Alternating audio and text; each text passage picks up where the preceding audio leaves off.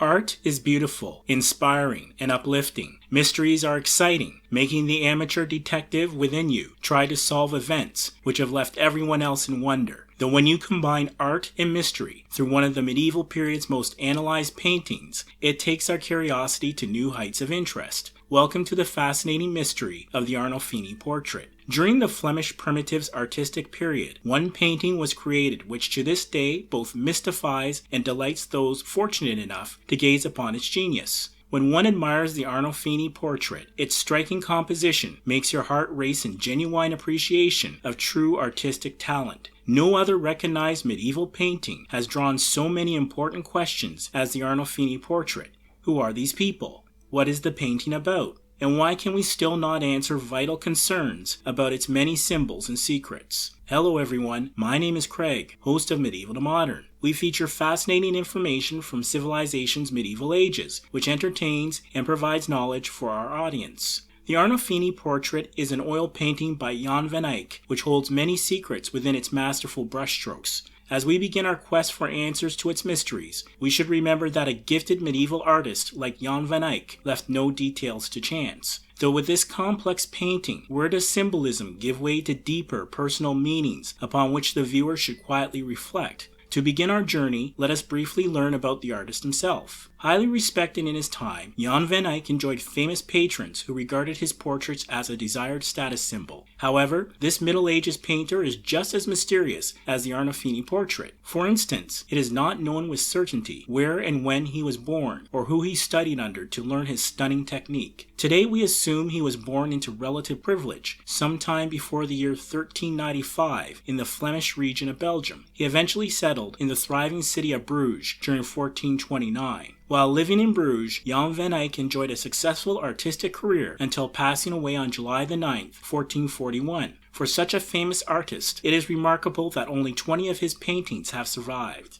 Now, let us dive into the ongoing mystery of the Arnolfini Portrait by figuring out who these two people are. Over the years, there has been a number of possibilities, though today there are three main options. Either this is Giovanni di Arrigo Arnolfini and his wife Jean, as suggested in an 1857 book and an accepted assumption for more than a century afterwards. The second choice, which happened because the marriage of these two figures did not happen until 1447, 6 years after Jan Van Eyck's death, is that it is Giovanni di Arrigo Arnolfini with an unknown first wife. Though it is the third possible scenario that Medieval to Modern favors and is gathering increasing support. The third proposal, which has been recently advanced by art theorists, is that the man is Giovanni di Niccolao Arnolfini and his first wife Costanza Trenta, who passed away in 1433. Why do we support this third scenario on the couple's identity and not scenarios with his cousin Giovanni di Arrigo Arnolfini? We feel compelling existing research and symbolism contained throughout this masterpiece agree with this option. There is also the striking resemblance of this man in another Jan Van Eyck painting, Portrait of Giovanni di Niccolao Arnolfini, leading one to assume they are the same person. Based on that key assumption, we can move forward to further examination of the Arnolfini Portrait. We should note that these are only theories, as no one can say with certainty the real answers to these questions. Unfortunately, the chances of retrieving correct responses were lost when Jan Van Eyck passed away in 1441. At the time of this painting, Mr. Giovanni di Niccolao Arnolfini was a wealthy merchant based in Bruges, which at the time was an international trading center. Using the assumption this is a portrait of Giovanni di Niccolao Arnolfini and Costanza Trenta, the painting is not a wedding portrait, since they were married in 1426.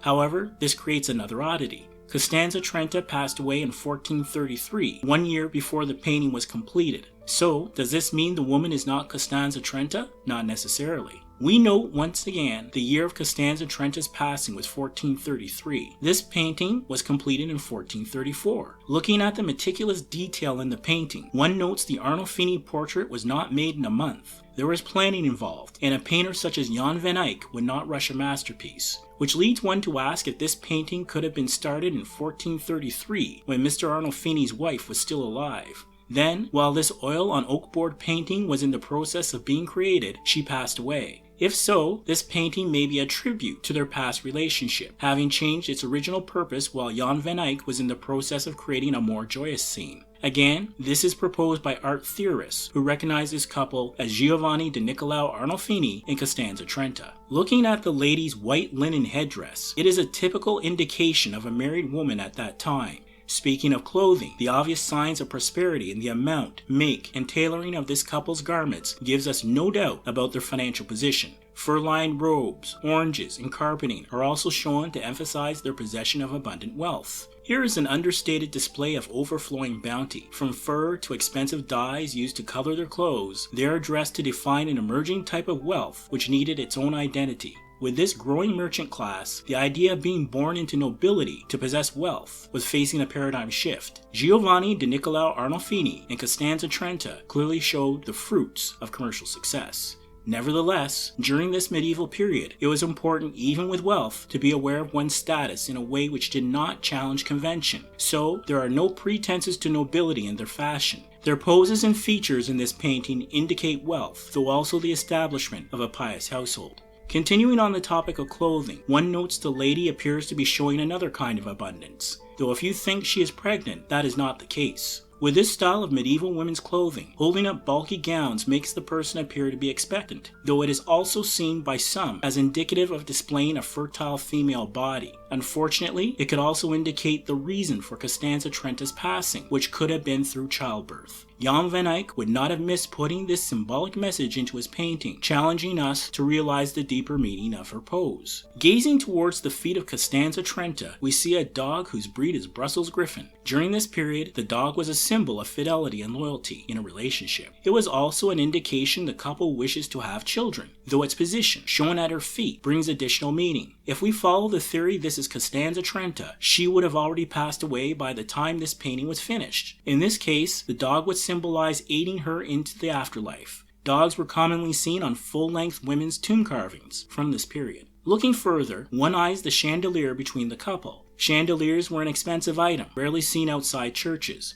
Though look closer, the candle on his side is still burning to signify life, while on her side the candle is snuffed out. Does this signify her passing? The chandelier is also used to symbolize the couple's devotion to one Christian God through one lit candle. Below the chandelier, we feel as if this whole scene is being watched by a silent witness. It is that mirror positioned between this couple which provides even more intrigue. The mirror was a clever technique to link the painting scene to the outside world around it. Gazing with focus, we see 10 roundels surrounding the mirror. They are painted with scenes from the Passion of Christ in meticulous detail. Curiously, those scenes from after Christ's death and resurrection are on the roundel situated to Costanza Trenta's side of the Arnolfini portrait. As for the mirror itself, it hosts another mystery. The mirror reveals 2 other people in the doorway entering the room. Who are they? Why do they appear? Could it have something to do with Giovanni di Niccolao Arnolfini's raised right hand? Are they arriving to witness a solemn occasion or a vow? Or is Mr. Arnolfini greeting them as they enter the room? Above the mirror, written in Latin, is the phrase Jan Van Eyck was here. It seems this is more than a painting signature, perhaps even a formal declaration.